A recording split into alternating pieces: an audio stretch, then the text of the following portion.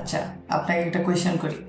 ধরুন আজকে আপনার 50টা অর্ডার আসছে, এগুলো কি আপনি আজকে ম্যানেজ করতে পারবেন? হয়তো আপনি বলবেন হ্যাঁ পারবো। কালকে আপনার 100 অর্ডার আসছে, এখন কি আপনি ম্যানেজ করতে পারবেন? না, এটা কোনোভাবেই পসিবল না। কারণ এইটা ম্যানেজ করার জন্য আপনার মিনিমাম 20 থেকে 30 জন টিম মেম্বার লাগবে, যারা হচ্ছে এই 100 অর্ডার ম্যানেজ করতে পারে প্রপারলি, যদি প্রপারলি ম্যানেজ করতে চান। এটার ভিতরে কী কী থাকছে? আপনার কাস্টমারের ইনফরমেশন কালেক্ট করতে হচ্ছে, নোট করতে হচ্ছে, তাদেরকে ফোন দিয়ে অর্ডার কনফার্ম করতে হচ্ছে, অ্যান্ড তার বাইরে ওই প্রোডাক্টটাকে আবার রেডি করতে হচ্ছে, কুরিয়ারে বুকিং দিতে হচ্ছে, কুরিয়ারের কাছে প্রোডাক্টটা দিতে হচ্ছে, ওই কাস্টমারকে আবার ফলো আপের জন্য নোট করতে হচ্ছে।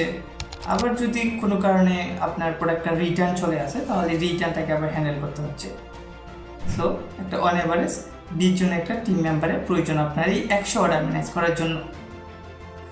সো এখন তাহলে কি করব? 2026 সালে এসে যদি আপনি চিন্তা করেন সব কিছু ম্যানুয়ালি করবেন, তাহলে কিন্তু আপনার বিজনেসের গ্রোথটা কোনোভাবেই হবে না।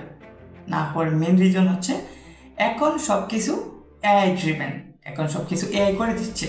সো ওই কম্পিটিটিভ মার্কেটে যদি আপনি টিকে থাকতে চান, তাহলে অবশ্যই আপনাকে ই কমার্স অটোমেশনটা শিখতে হবে। সো ই কমার্স অটোমেশনের মধ্যে কী কী থাকছে? আপনার একটা ওয়েবসাইট থাকবে, একটা অ্যাডমিন প্যানেল থাকবে, একটা পুরো সিস্টেম রেডি থাকবে। আপনার কাস্টমার অর্ডার করবে, অর্ডারটা ডিরেক্ট আপনার সিস্টেমে চলে আসবে। তারপরে আপনি একজন ম্যানুয়াল পার্সন দিয়ে ওই অর্ডারটাকে কনফার্ম করাতে পারেন, অটোমেটিক বুকিং দিতে পারেন।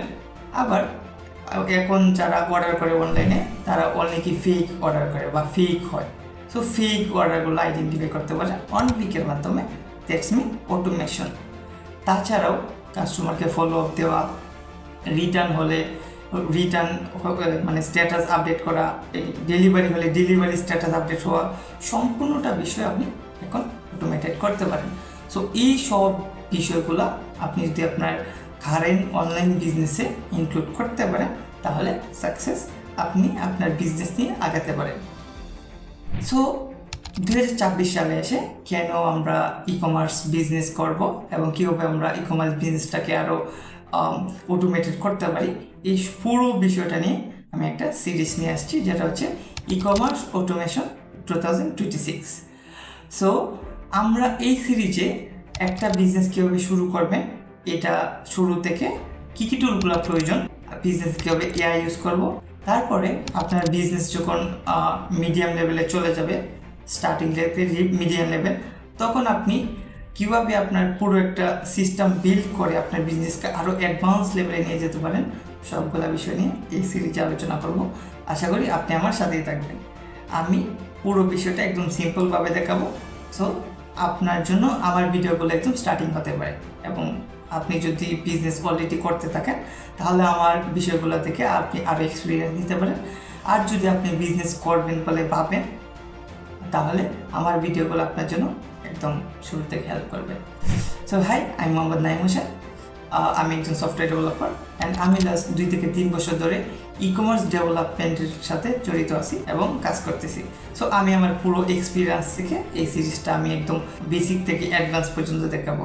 সো নেক্সট ভিডিও থেকে আমরা হচ্ছে একদম বেসিক থেকে শুরু করব, এবং আমরা এক্সাম্পল দিয়ে দিয়ে কীভাবে আমরা বিজনেসটাকে আরও আগাতে পারি, এবং যারা ভাবতেছেন যে বিজনেস করবেন তারা কীভাবে শুরু করতে পারি, এই থেকে আমরা এগিয়ে যাব। ওকে, সো দেখা হচ্ছে নেক্সট ভিডিওতে।